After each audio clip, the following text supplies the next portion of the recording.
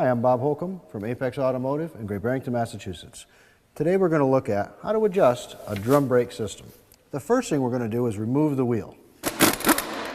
When you get to the last bolt, be careful, the wheel may fall off. Directly behind the wheel is the drum brake. In order to adjust this system, we first have to know a little bit of how it works. Underneath the brake drum is a set of shoes, springs, clips, and whatnot. The way the drum system works, this hydraulic cylinder puts pressure on these brake shoes. They push out opposite of each other and put pressure on the drum. As they put pressure on the drum can't turn and that stops your wheel. To be adjusted properly, these shoes should be slightly touching this brake drum while your car is running. Then when you apply your brake, they'll squeeze against the drum and stop your car. I can tell if they're adjusted simply by how the drum comes off the car. These are a little bit loose as the drum can flop all around, and there's a little bit of space between the shoe and the drum. This particular drum system has something called a self-adjuster. Every time I actuate the emergency brake, it's going to move a wheel that's going to work against the thread that's going to push these shoes out just slightly.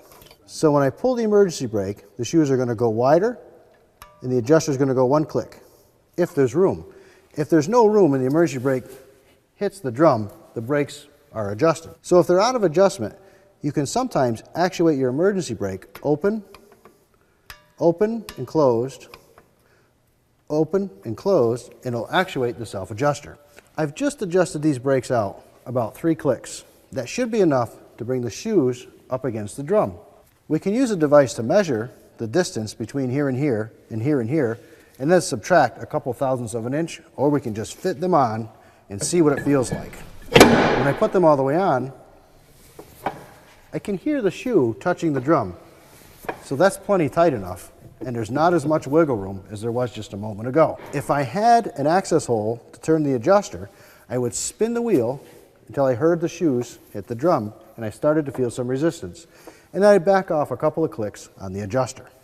Either way, your rear drum brakes are now adjusted properly. I'm Bob Holcomb from Apex Automotive in Great Barrington, Massachusetts.